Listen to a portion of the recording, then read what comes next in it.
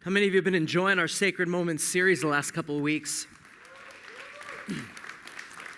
Hey, we're going to continue with one moment, but we're going to sort of fast forward in time. We're going to fast forward beyond the Last Supper. We're going to go past the triumphal entry, and we're going to talk about this moment where Jesus encounters a man named Barabbas. And what happens is that, the supper's already happened. He's been to Gethsemane, and he's already been betrayed, and all of these things have happened. He's gone through the illegal courts and the trials at night so that he could be accused more quickly. The morning has come, and now he faces an entire crowd of accusers who may or may not even know why they're gathered there. And the choice comes down to, are they going to choose Jesus or will they choose Barabbas?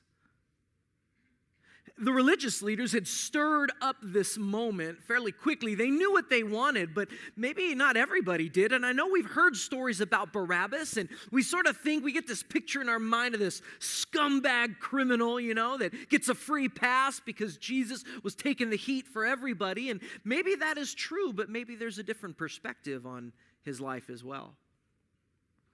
Maybe there's a different perspective when we can look at a moment when Jesus trades places with one person.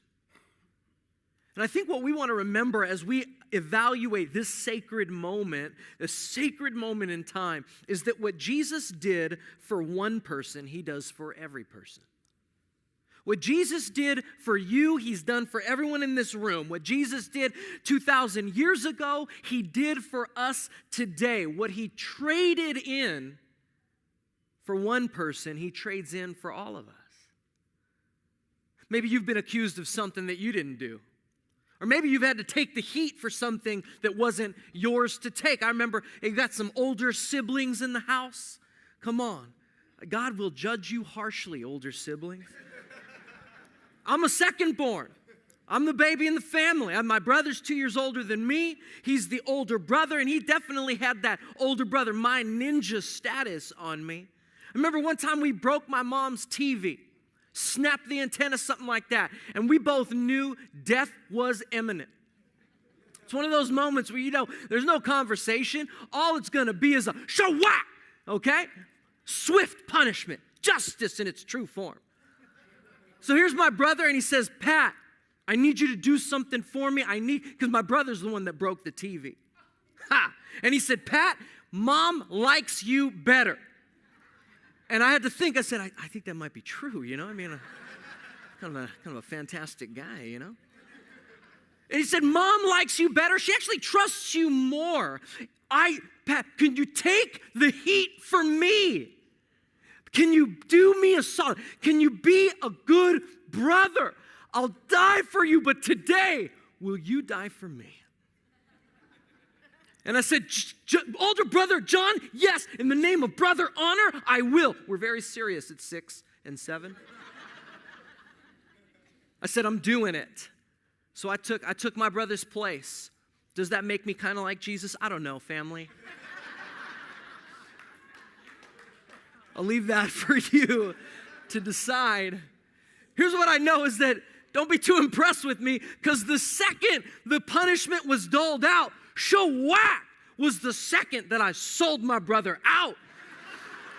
It wasn't me. It was John. Man, that bond wasn't too strong that day. He got yanked into that room. Next thing you know, he's looking at me like, I know what you did. And I'm looking at him like, you took advantage of me. It's all kinds of stuff. I think sometimes we're in those situations where we're taking the heat for things that we didn't do. Maybe we're getting blamed for something. Could be as simple as you getting blamed for drinking the last of the milk. I mean, come on, man. Why is it? My wife, did you drink the last of the milk? No, I'm not. I like milk, but it's not like I'm drinking milk all day long. So the only logical conclusion is that I did it, right? Same thing happens with the TV remote. The only conclusion to the issue of whether the TV remote is where it's supposed to be is where my wife or my kids were. I blame everybody in the house. The marriage is in tension because of this remote situation. What about this? Where were you? How come this? Sometimes we throw out those accusations all the time. Whenever I leave something, and there's no possible way that it could be, like the other day, I was looking for a very particular screwdriver. And I said, kids, where did you put my screwdriver? They're like, I don't even know what that is. What are you blaming me for? Because that's the only thing that makes sense in my mind. Look, what Jesus did for one man, what he did for one person that day, he does for every one of us. Early in the morning, the priests and the elders and the teachers of the religious law, their council, they met to discuss their next step. They bound Jesus and they led him away. They took him to Pilate, the Roman governor. And Pilate said, "Are you the king of the Jews?" And Jesus replied, "You've said it." Then the leading priests kept accusing him of all kinds of crimes. And Pilate asked, "Aren't you going to answer them? What about these charges that they're bringing against you?" But Jesus, he didn't say anything. Actually surprised Pilate. Later in the last part of that section of Scripture in verse 15, it says, "So to pacify the crowd, Pilate released Barabbas to them. He ordered that Jesus be flogged with a lead-tipped whip and turned over to the Roman soldiers." Jesus took the punishment for a man he had never met. And what he did for Barabbas, he does for you and for me. And what he did for me on the cross, he does for everyone on the cross. It says when the governor's custom came up, and there's this custom where Pilate is like, well, I can release a prisoner to you, and who do you want it to be? And Mark identifies this guy, Barabbas. He says anyone can be released, and one of the prisoners was Barabbas, a revolutionary who had committed murder in an uprising. And the crowd went to Pilate and asked him to release a prisoner as usual. So he says, "What do you want? You want the king of the Jews?" Realizing that now that the priests had arrested Jesus out of envy, but at the point that the priests stirred up the crowd so much that they demanded the release of Barabbas. So much so this crowd now is getting worked up into a mob mentality. The voices get louder and louder. Now we have a situation on our hands. He says, "What do you want me to do?" "Crucify him." But he didn't do anything wrong. "Crucify him." Louder and louder the voices get. What's interesting is that they had already convicted Jesus of religious crimes, right? The Jewish people said that he's blaspheming. He's saying he's on the same level as God. He's saying he actually is God. That's total blasphemy in our religion. He's already condemned, but they knew in the Roman court system that wasn't going to stick. Roman government isn't going to punish a guy for disobeying religious laws that don't apply to the pantheon of gods and different ways that they do things. It wouldn't make sense to them. So what do? They don't charge him with a religious crime. They charge him with a political crime. They say, this guy said he was going to be a king, and that is a direct rebellion against Caesar. You can't charge him for the religious one. You're going to charge him with one that'll stick, something that makes sense, something that is familiar. See, at the time, there was a lot of tension in that world between the Jewish nation and between the occupying force of Rome. There was a lot of skirmishes, and Barabbas was actually involved in one. Many would call Barabbas a nationalist.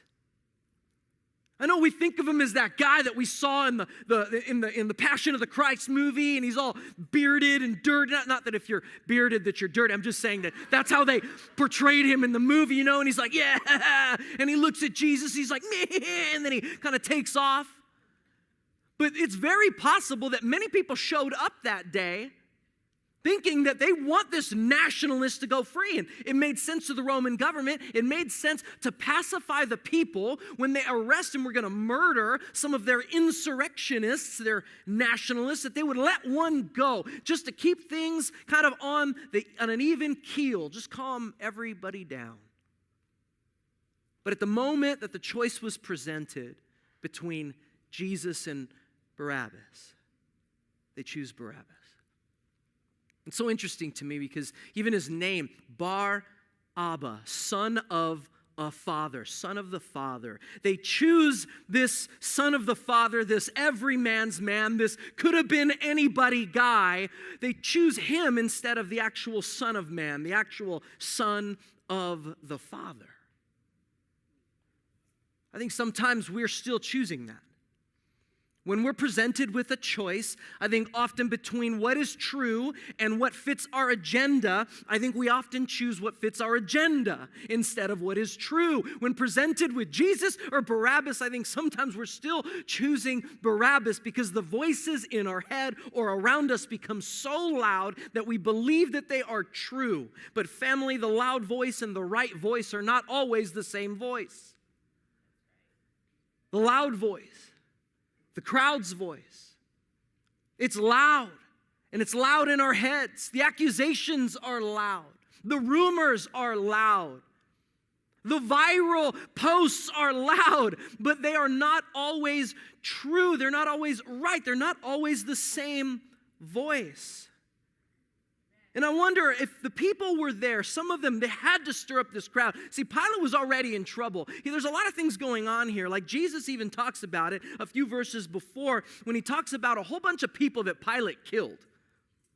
Pilate had killed a bunch of Jewish people already. He already showed a total disdain for the Jewish religion. He would do things periodically and intentionally, almost to incite the Jewish people to riot. He was on thin ice. I wonder the political pressure that he was in. I wonder if he felt like, dude, if this doesn't just get calmed down, here's another thing, a mark against my record.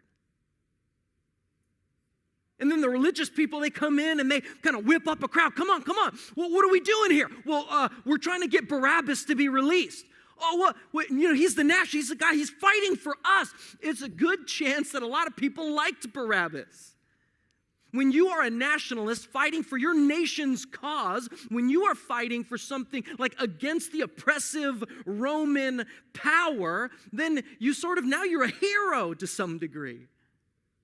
It's very possible that some people were in that crowd not knowing anything, but not taking time enough to listen to the true voice. And so what they assume is that the loudest voice is the right voice. And we know that those two things aren't always the same. I wonder what voices we're listening to oftentimes. The voices around us that are influencing us, the voices in our own head, the louder voices that are in our mind screaming when we're moving too fast to listen. There's a story of a man who was so busy just, kind of doing the things of life. He's just got to go to work, and he's got to do this thing, and he's got to do that next, and he's running, and his pace and his mind is running so fast that it's beginning to spill over into his life, and I think we could totally relate. This could be any one of us. This could be a Barabbas moment where we relate to all of the voices of anxious, rushing thoughts in our mind. He's snapping at his kids. He's short with his wife because all of the voices are telling him that if he doesn't produce, if he doesn't complete, if he doesn't do the thing, then he's not worthy. Nothing's going to happen for him. He's going to be a failure. What's everyone going to say? You can see how that can build, and all of a sudden you're just cramming dinner down. You're not even taking time to eat your food. Dinner times were short. It was like this moment where there was so much rush. And in the moment at dinner time, his daughter finally said, Daddy, can I tell you something? Can I talk to you? But I promise, it'll be so quick. It'll be so quick. Have you had that conversation with your kids before? Right in that moment, for whatever reason, this man just realized, oh my goodness, he says, baby, look, whatever you have to tell me, and take your time. Just take your time. And the response of his daughter, she looks at him and she says, okay, Daddy, but you have to listen slow. Come on, man, kids are dropping bombs on us. Okay, Dad, but you got to listen slow. And in that moment, he realized the voices that he was listening to, the ones that were rushing him, the ones that were not giving him the time to simply be still and know that God is God, and that the priorities that are right in front of him, the ones that are the most important things, he's missing out on it because other voices are dictating his pace. Family, we need one voice, the voice of our Father, amen? Come on, we need one voice. There's voices competing for our attention all day long. Advertisers and marketers, they're competing for everything, and they're trying to drop in these things of comparison. If you don't have this, then you are missing out. And then you get that thing, and then the next thing came out, and now you're missing out again. It's a never-ending war. Let's listen to the right voices. What voice are you listening to? What voices are we listening to? The I'm too busy voice? Are we listening to the I'm the worst voice? Are we listening to the voice that says there's no way that I can say what's really happening in my heart because that sin is going to blow everything up in my life? What voice are we listening to? The voice that is keeping us in bondage to secret lives of slavery, to things that aren't actually real. What voice are we? And it's the loudest voice, fam. It's the voice that's screaming, there's no way you can be honest about it. There's no way you can talk about it. There's no way you can do that thing, because that voice, it seems right and it seems logical, because if we broach that subject again, I don't know what's going to happen. But the loud voice and the right voice are not always the same voice. So what voice are we listening to? What voice are you and I cultivating in our mind? Are we spending enough time with the one who matters so that we can actually just kind of get that static out of our heart and out of our head and out of our minds? Are we listening to the voices that say that he's the worst and she's the worst and they're so this and they're so that? What about voices that point me to Jesus? What about voices that genuinely love me? What about voices that challenge my selfishness? What about the voices that challenge my agenda? Am I being interruptible enough to listen and respond to what God is saying? Because when presented with the Son of Man or with the Son of a Man, with Jesus or Barabbas, I think that sometimes we're still choosing Barabbas. The choice that fits our own agenda instead of yielding my life to the lordship of Jesus. Instead of trusting that if I can respond to him, if I can turn from those things that are keeping me from him, turn from the things that are actually distancing me between myself and those that I love, those my wife, my friends, whoever that might be, that if I can turn from that and run towards him, that Jesus will lead me along the way. He'll restore me. Oh, it's not ease and it's not perfection, but it's honesty, isn't it? And it's freedom. It's freedom. Pilate asked Jesus, "Are you the king of the Jews?" And Jesus replies, "You've said it." That's all he says. Sure, you've said it.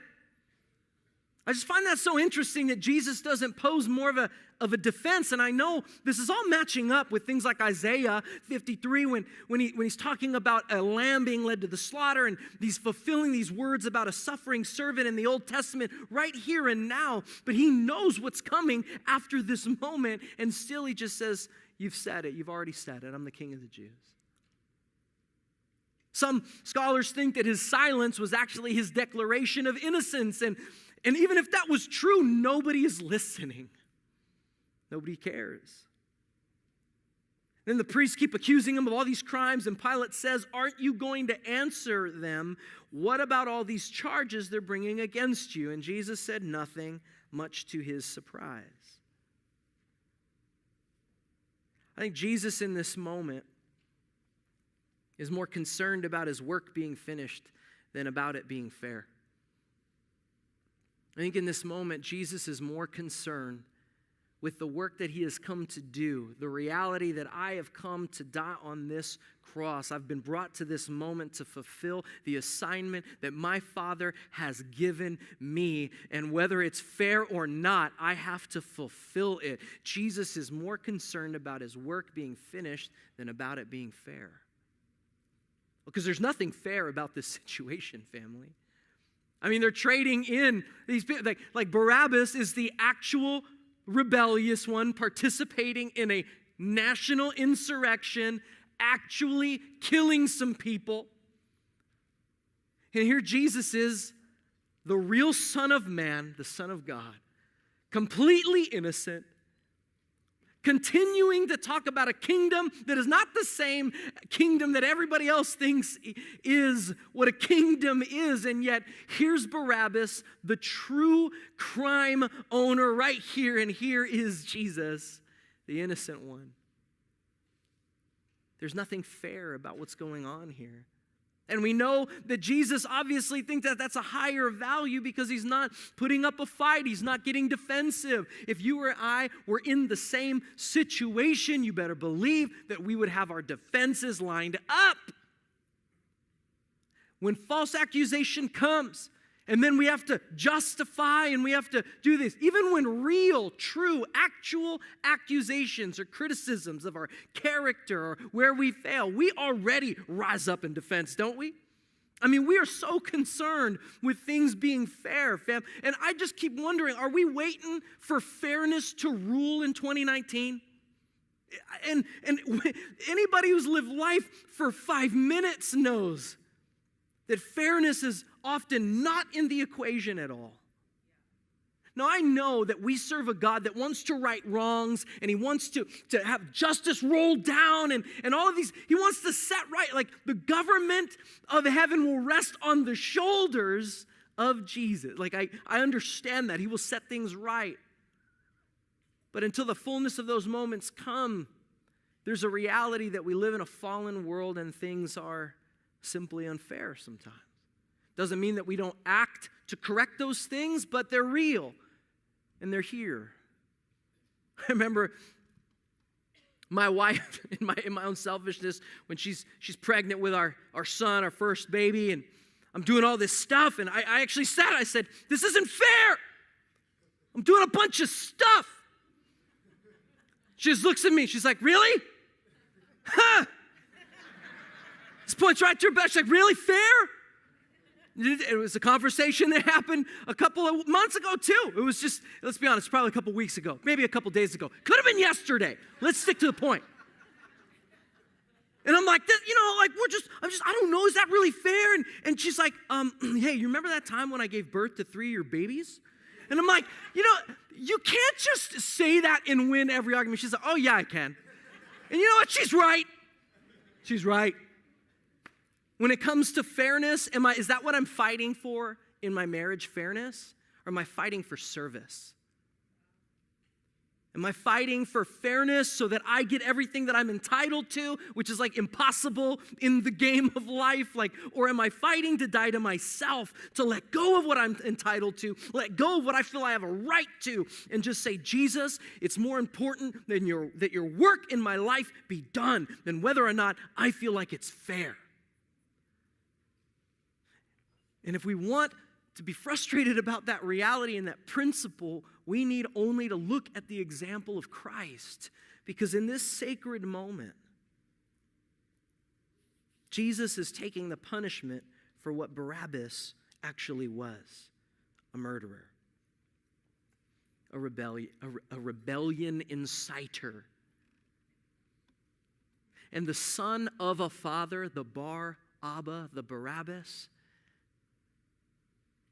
that could have been you and it could have been me.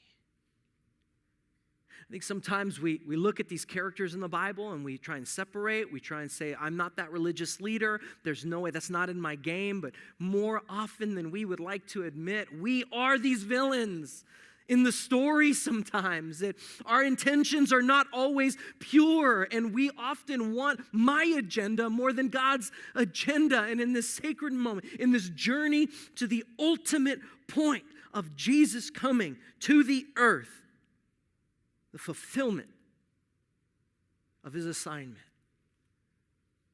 we recognize that it really has always been about God's plan to trade places with us.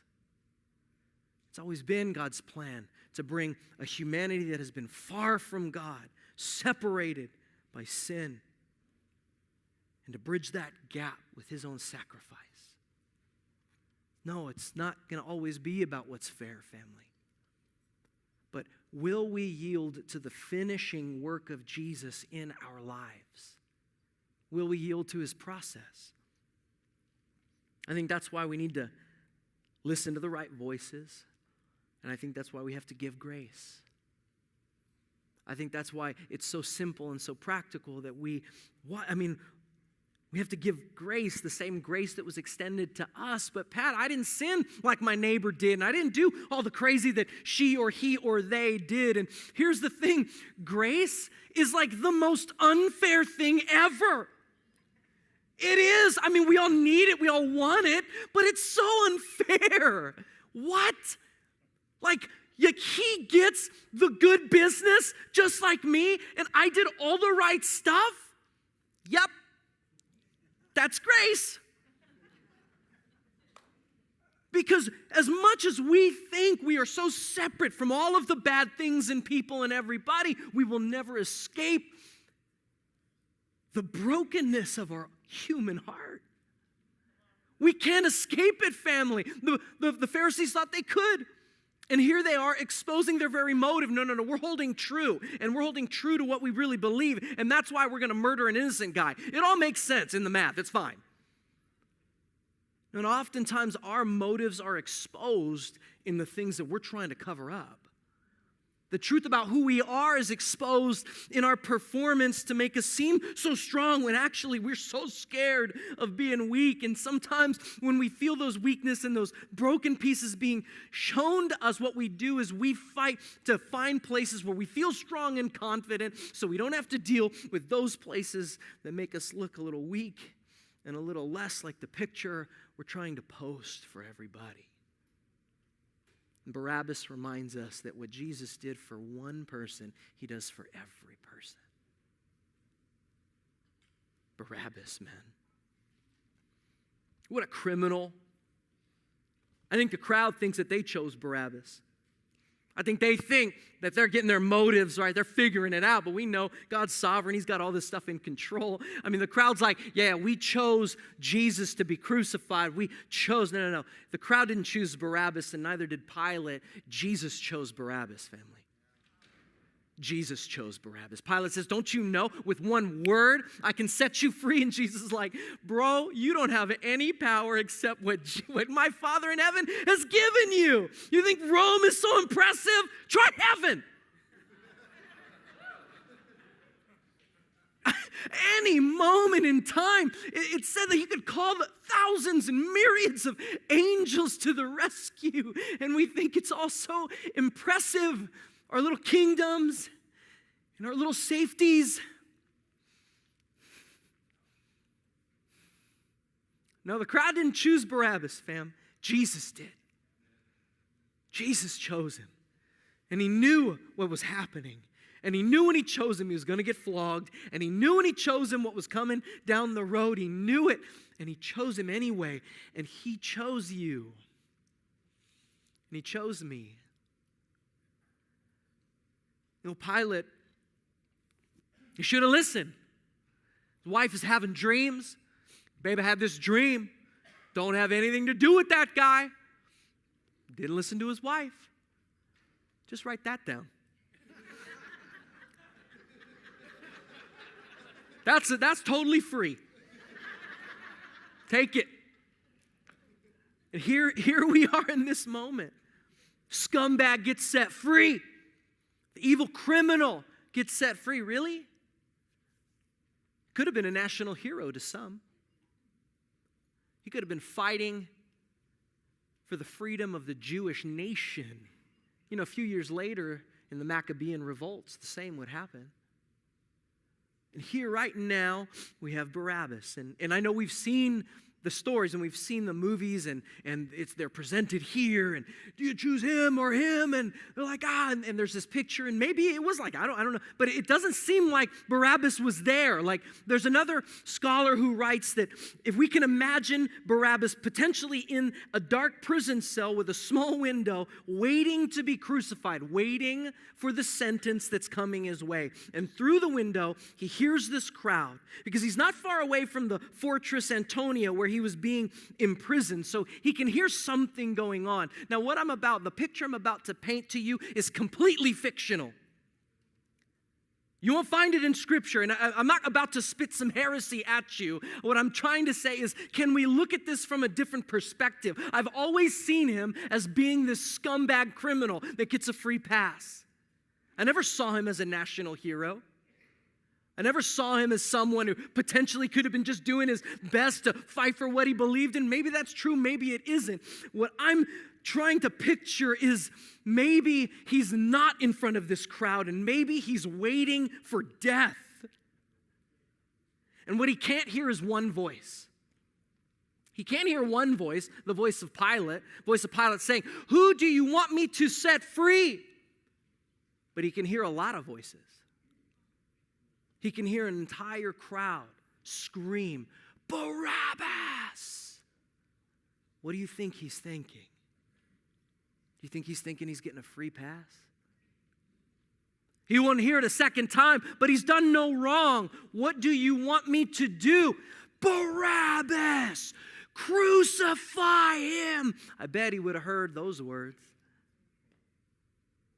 And I bet as he's waiting, potentially in this cell, in this holding area, as he's hearing the footsteps of a Roman guard tap closer and closer, as he's 1 second closer to getting exactly what he deserves, that cell door opens, and instead of hearing Barabbas, "Now is your time to die," he hears Barabbas, "Someone's taken your place. You've been set free." I don't know the end of Barabbas' story. You don't either. None of us do. And it's possible, total dirtbag. Possible, total chump, free pass. I'm just going to do whatever I want to do. But it is also possible that Barabbas knew the power of the cross more than anyone else that day. It's also possible that Barabbas, if he's in Jerusalem, which he was, and just a few hours later could have seen all of the events transpiring to Jesus being placed on that cross. And it is very possible that he could have seen a man on that cross, and looking at him, he could have known very, very real that he should have been there, but he is now not. I hope that Barabbas would have seen a moment of truth displayed and a moment of love and grace displayed on the cross for him personally. And I pray that his whole life got turned around, but we don't know if it did or not. But what is true for us today, as it was then, is that we should have been on that cross and Jesus took our place. There were so many things that we were guilty of, and yet in one moment of grace and mercy, one yes to finish the work, we were set free. This morning, family, we step into the Easter season. We step a little bit closer to the Good Friday moment and the Easter Sunday resurrection, and we do so remembering, and I hope remembering very vividly, that what Jesus did for one man in a moment in time, he has done for you in this moment of time.